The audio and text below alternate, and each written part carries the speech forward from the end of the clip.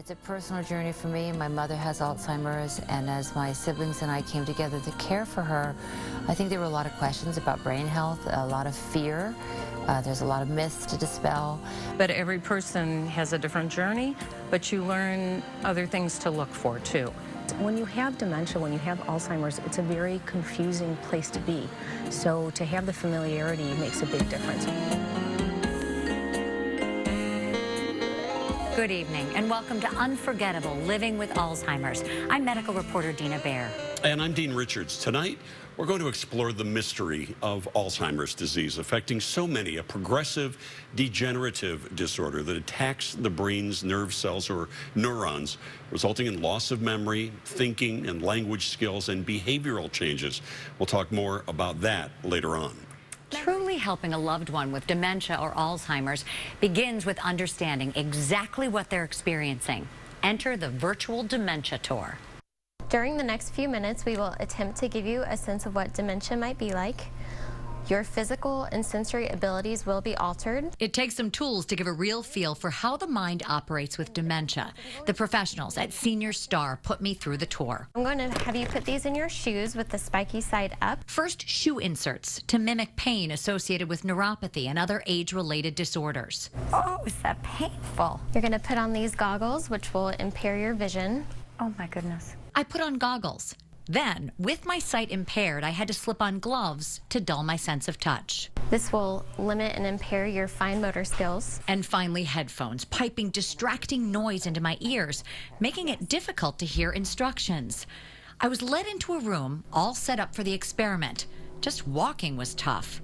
Then I was given my tasks. Find the striped sweater and put it on. Write a 3-sentence note to your family and put it in the envelope. Set the table for 4. Fold all of the towels.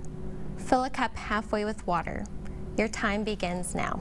And with that, I was on my own. I walked toward the clothing rack. It was a challenge, but I found the striped sweater. Then it was on to writing a letter. I could barely see the paper on the table. And as I began to compose, my handwriting was altered. I knew it was sloppy and so wanted to make it better, but simply couldn't. The next instruction, set the table.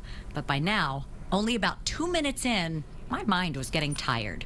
Oh, my goodness, you start getting a headache trying to see with your vision impaired like this. But I carried on, except I couldn't recall my next step. How many cups of water was I supposed to pour? I've been concentrating so hard I can't remember. I began to talk to myself. Often there are behaviors, wandering around, talking to yourself, that people sometimes perceive as dementia behaviors. What a label. It's human behaviors when you're lost and you're trying to figure your way out. It did help. I improvised after pouring 4 waters instead of 1 as I was told to, and I moved on to my final job, folding towels. Differentiating their feel from the sheet on the table was not a slam dunk. Fortunately, my time was up. 5 minutes and my test was over. Okay, so that's the end of the tour, so you can take off your equipment. I can't imagine going through an entire day like that. That is incredible. Wow. And that is the point. Not just imagining, but living the struggles of those with dementia and Alzheimer's, if even just briefly. When we're doing it, it's amazing the emotional response. Sometimes people will get halfway through it and burst into tears when they realize what a struggle it has been for their family member. And maybe they weren't as understanding as they should have been. Some people get frustrated and just quit, walk out in the middle of it because they can't remember. But they begin to understand a concept that patient and loved one alike typically cannot grasp. The objectives of the virtual dementia training is to increase your compassion, your sensitivity, to realize doing 5 very simple tasks aren't so simple when your senses are impaired. I couldn't believe how challenging the smallest thing was.